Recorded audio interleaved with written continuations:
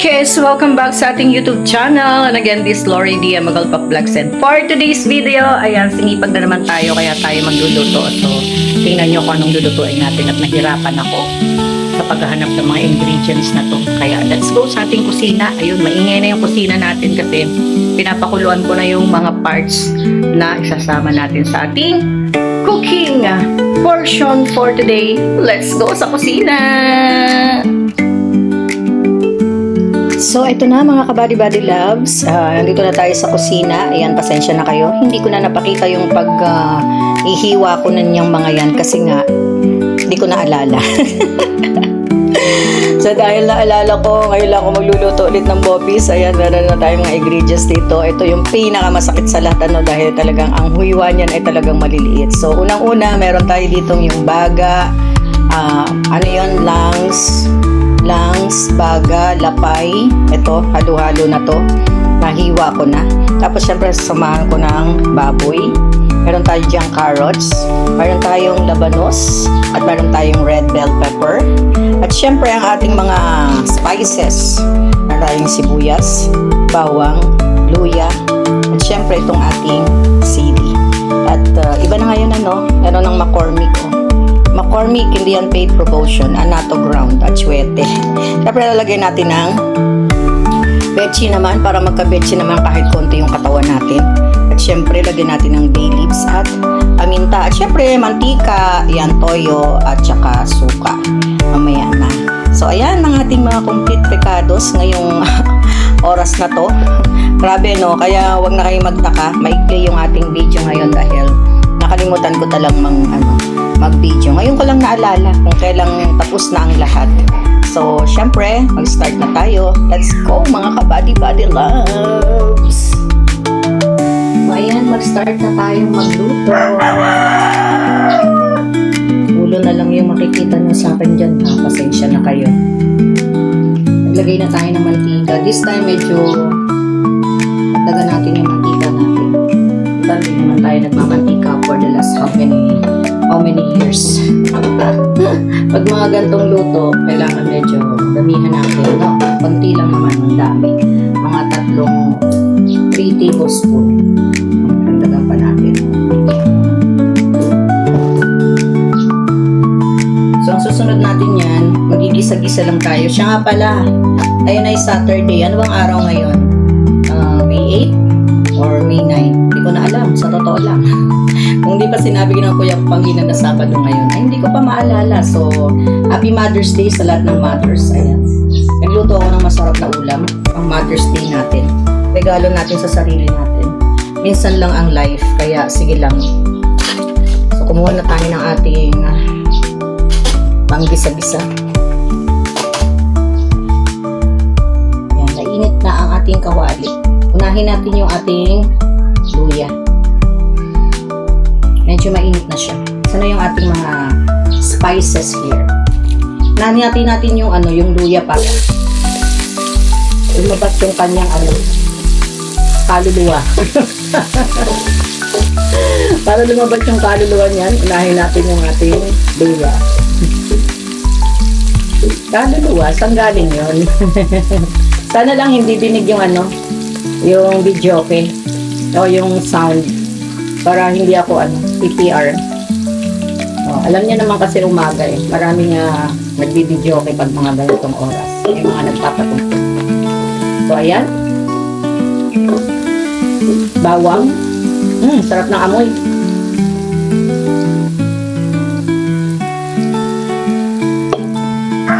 Siyempre yung ating santambak santambak na sibuyas. Yan. So, medyo ka-gold brown lang natin. And, ang ating sibuyas at ang ating siling maanghang. Yun.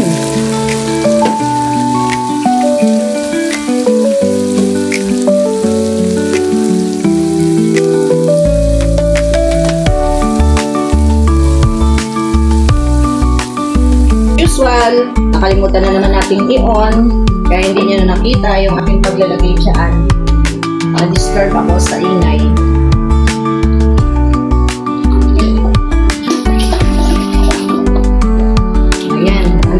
ilalagay na natin yung anato, yung mga laman loob natin, yung baga, yung bangs, yung lapay, at yung baboy. Ang bihirang buhay natin to. Okay? So this time, lagay na natin yung ating paminta para mag-ano na siya. And igisa natin konti sa, igit natin sa patis. Yan. Tansyahan na lang yan Tansyahan is the key. Ganda ng color, di ba? Uy, bopis na. So, alam niyo na kung anong niluluto ko ngayon. I'm cooking bopis. Diba? Maglalagay lang natin to ng konting sabaw, tapos pakuloy natin ng konti. Isama na natin yung mga gulay natin lahat. Or isama na natin lahat yan para mas masarap. Gulay is life. And syempre, i-ano natin, igisa natin mabuti. Ang ganda ng color. Pinaano ko na kasi yan kanina. Baya naglalaglagan yung mga ginagawa. Tikman ko nga.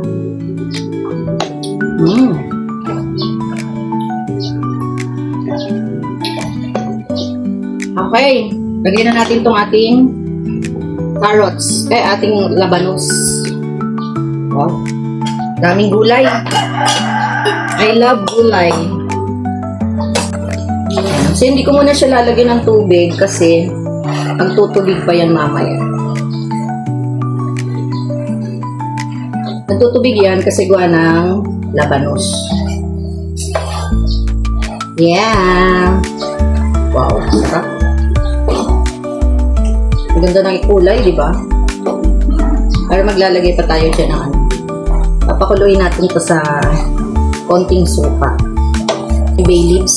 Lagay na natin. So, tambak na naman yung hugasin ko. Uy! Parang feeling ko gusto ko nang ilagay yung isang anato seeds. Kulang yung kulay niya. Pinuna ko siya konti sa tubig, guys. Para may konti ng sabaw.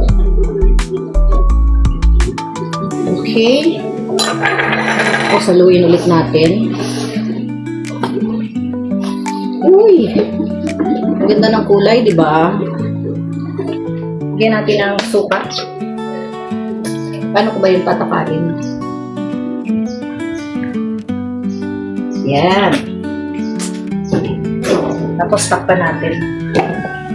At habang tayo ay hinihintay natin yan, lutuin natin yan mga 10 minutes lang. Maglinis muna ako ng kusina ko. Yan. So, wait natin mga kabady loves, mga 10 minutes and magte-taste test tayo mamaya ng konti. So, ito na mga kabady loves. Lagyan natin ng veggie. At lagyan natin ng toyo para magkaroon siya ng konti. Maghalo yung kanyang anato seeds. Ayan. Tikman natin. I-taste test natin.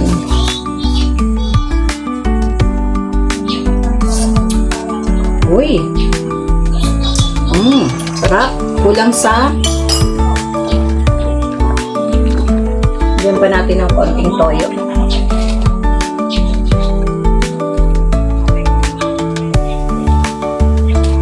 And titikman ulit natin. Natin ang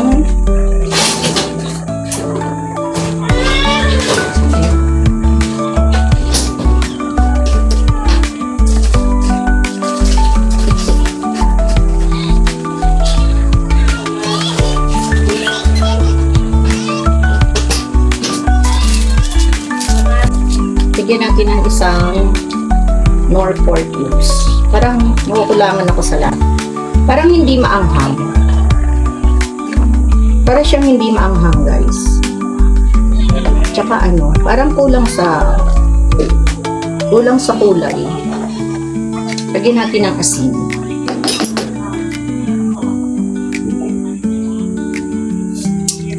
Yun. Lagyan natin ng asin para final test tayo.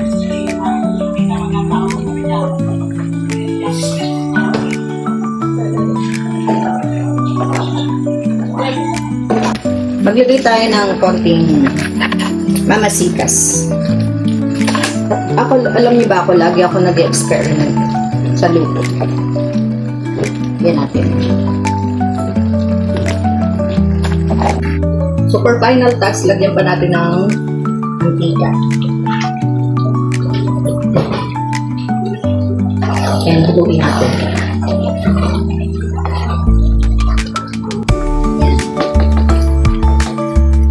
Ayan na, mga kabady-bady ko. Medyo patuyo na siya. So, pwede na natin itong patayin. At tayo ay, sarap.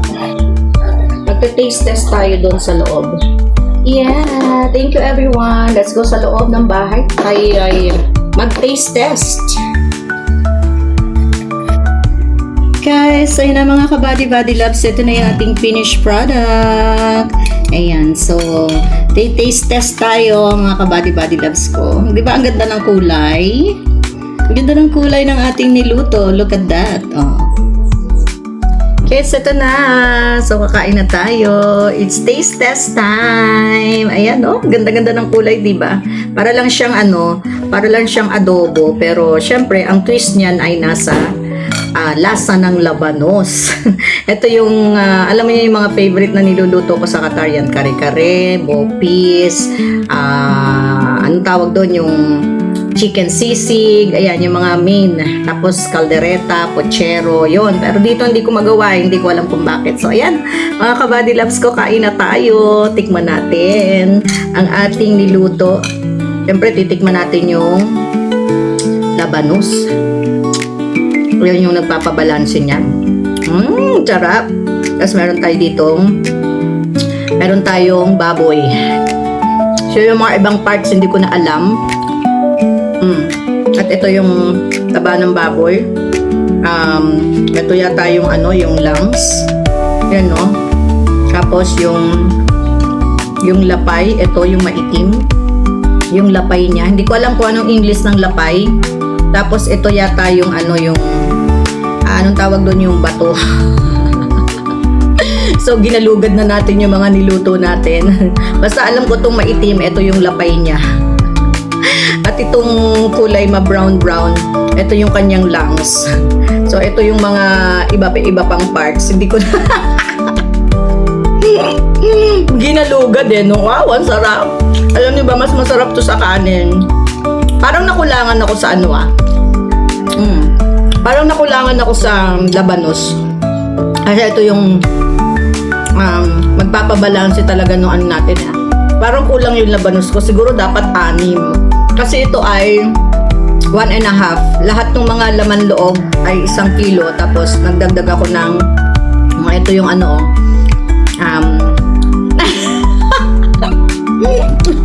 pambira, binulat-lat pa yun, no? Tikman natin yung lapay, yung kulay itim. Hindi ko alam katagalog sa English yung lapay. Lambot.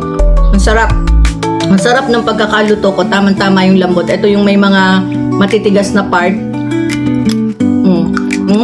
Di ba? Yan yung mga hinahanap natin pagka kakain tayo ng bopis, yung mga kakaibang parte ng ng baboy, di ba? Nakalimutan ko nga pala. Ang niluluto ko nga pala sa Qatar is baka. So dito, medyo sumobra yung lambot niya. Pero okay lang. Kasi ginawa ko siyang 20 minutes nung pressure cooker ko. Akala ko kasi baka yung niluluto ko.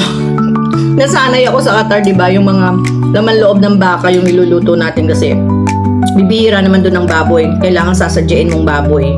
Tapos pagdating mo doon sa bilihan, wala na, out of stock yung pang yung pang bopis. Kaya mga kabady-body labs, pasensya na kayo. Na-excite ako. Again, Happy Mother's Day sa lahat ng mothers dito sa Pilipinas. Sa ibang bansa, iba naman kasi ang Mother's Day sa ibang bansa. Sa Qatar na, hindi ko na maalala kung kailan yung Mother's Day. So ayan, thank you so much. Actually, ito na yung handa ko para sa sarili ko bukas kasi nag-crave talaga ako ng poppies. So, thank you so much sa lahat mga sumama sa ating video uploads for today. And thank you so much. I love you all. And God bless you. Bye-bye!